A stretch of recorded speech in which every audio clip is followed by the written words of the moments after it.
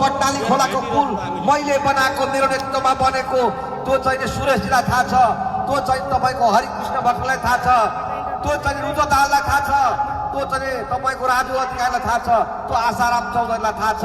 हिजो पुल रोक्न आउने मान्छेहरूलाई हामीले चाहिँ खेदाहरूको पुल बनाएको त्यो कुरा चतराका 1 2 3 4 5 नम्बरवासीले बिर्सिनु हुँदैन।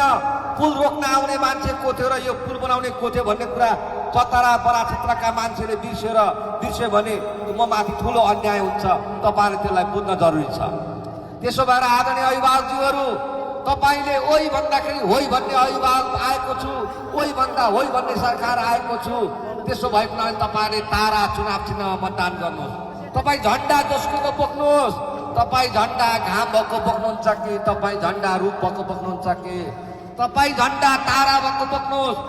तपाईँ झन्डा तपाईँको चाहिने त्यहाँ भेष तपाईँ माटो भएको लगाउनुहोस्, घन्टी भएको लगाउनुहोस्, मतलब भएन।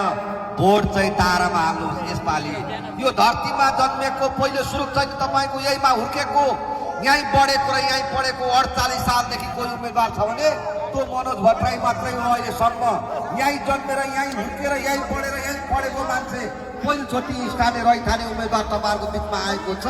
म तपाईँहरूलाई आग्रह गर्न चाहन्छु, तपाईँहरू झन्डा जोसुको बोक्नुहोस्, तपाईँहरू चाहिँ तपाईँ भेष जोसुको लगाउनुहोस्, तर चुनाव चिन्ह तारामा मतदान गर्नुहोस्।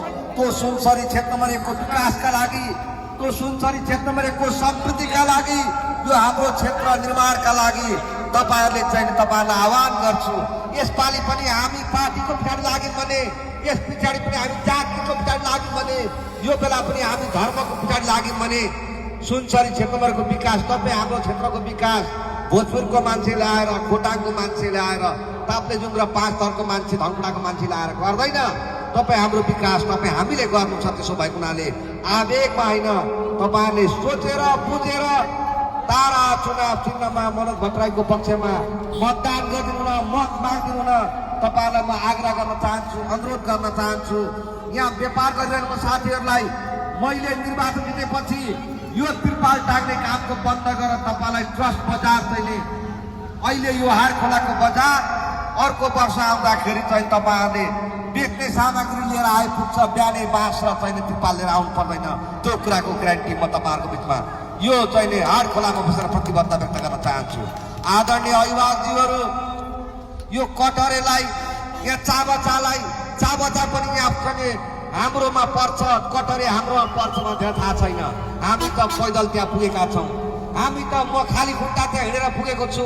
म यी जन्मेको मान्छे धेरैचोटि हिँडेर आएको छु। यहाँ तपाईँको चाबचादेखि कटरेदेखि चियाबारी, सूर्यकुण्ड, अधेरी सबै ठाउँ बक्सिलादेखि माथि चाहिँ पादुकासम्म म त हिँडेर पुगेको मान्छे छु। मलाई चाहिँ कुन जातिको घर छ, त्यहाँ कुन बसोबास छ, कुन चाहिँ धर्म मान्छन्, के समस्या छ भनेर भनिराख्नु पर्दैन। म आफू यसको बारेमा जानकार छु। त्यसैले आदरणीय अभिभावकहरू, तपाईँहरूलाई मेरो अन्तिम आग्रह छ, यो पालि चाहिँ सुनसरी क्षेत्रमा रहेको भूगोल र मन जोड्न मेरो उम्मेदवारी छ। मेरो सङ्कल्प छ तपाईँहरूलाई, हाम्रो सङ्कल्प छ तपाईँहरूलाई। इतिहासले हामीलाई छुट दिने छैन। यो पालि हामीले नयाँ इतिहास निर्माण गर्नु छ। यो चुनाव एउटा माननीय चाहिँ हार्न जित्ने चुनाव होइन।